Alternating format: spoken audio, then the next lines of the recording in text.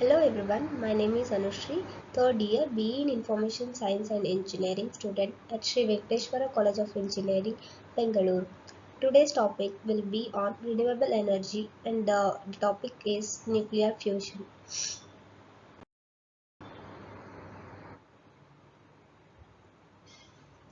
So first of all, what is nuclear fusion? Nuclear fusion is a process by which two light atomic nuclei combine to form a single heavier one while releasing the massive amount of energy. That is, when two atomic nucleus combine together, they'll form a single heavier one while they release a massive amount of energy. That process is called as nuclear fusion. Here you can see deuterium and tritium are coming together to form helium and neutron, thereby they are releasing this massive energy. This process is called as nuclear fusion.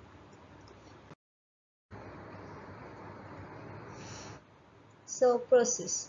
The release of energy with the fusion of light elements is due to the interplay of two opposing forces. In the nuclear fusion, we have mainly two opposing forces. The first one is nuclear force and the second one is Coulomb force. The nuclear force is a manifestation of the strong interaction which holds protons and neutrons tightly together in the atomic nucleus. And the Coulomb force which causes the positively charged protons in the nucleus to repel each other. We already know that the positively charged elements or protons in the nucleus, they repel each other, causing the Coulomb force. And the nuclear force is nothing but the strong interaction which holds the protons and neutrons tightly during the process, releasing this force. Here, hydrogen atoms are combined to form the helium atom, releasing the energy of 14.1 MeV. So the fusion powers stars and produces the virtually all elements in a process called as nucleosynthesis. The Sun is a main sequence star and as such it generates its energy by nuclear fusion of hydrogen nuclei into helium. In its core, the Sun fuses about 620 million metric tons of hydrogen and makes 616 million metric tons of helium each second.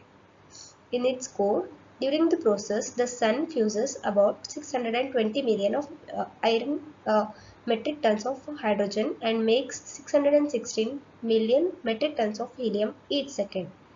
The fusion of the lighter elements in the star releases energy and the mass that always accompanies it.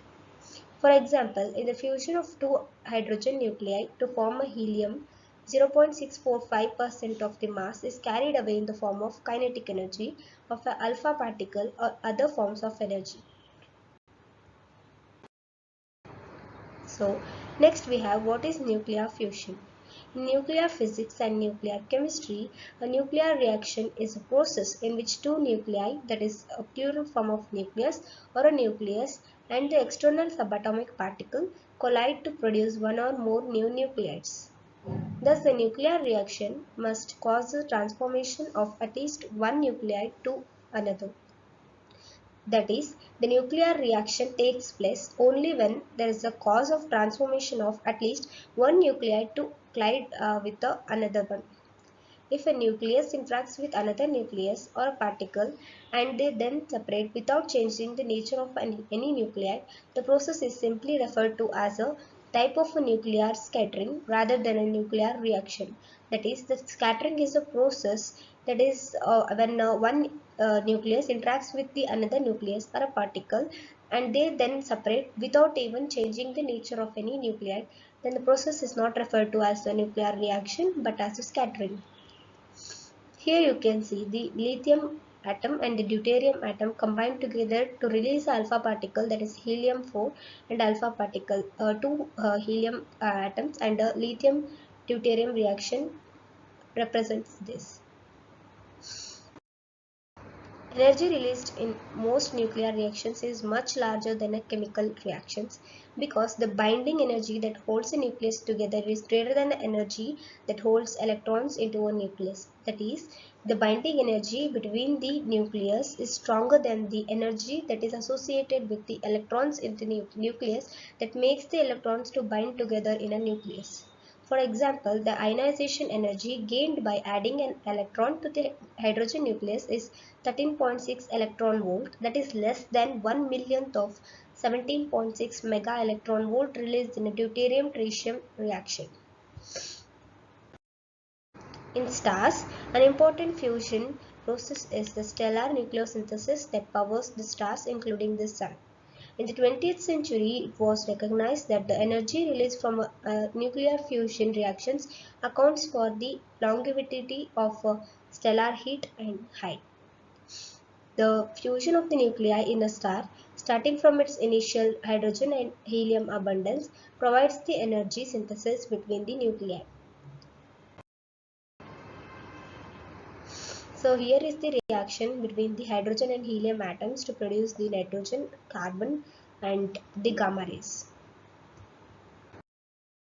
The primary source of solar energy and that of a similar sized stars in the fusion of a hydrogen to form a helium, the proton-proton chain which occurs at a solar core temperature of 14 million Kelvin. As we have seen in the previous slide, we can know that the reaction, a proton-proton chain reaction, involves the primary source of a solar energy and then that of a similar sized stars in the fusion of hydrogen to form the helium, which occurs at a solar core temperature of 14 million Kelvin. The net result in the fusion of 4 protons into a 1 alpha particle with the release of 2 positrons and 2 neutrons, which changes the 2 of the protons into neutrons and energy. In higher stars, the CNO cycle and other processes are more important.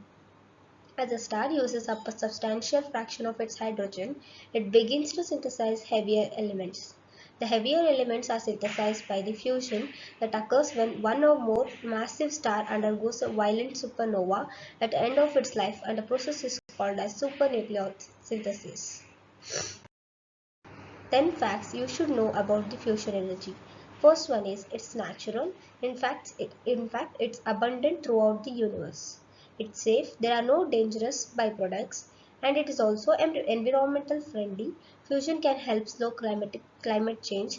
It's a conservation friendly. It's international. It's unlimited and industrial scale. It's exciting.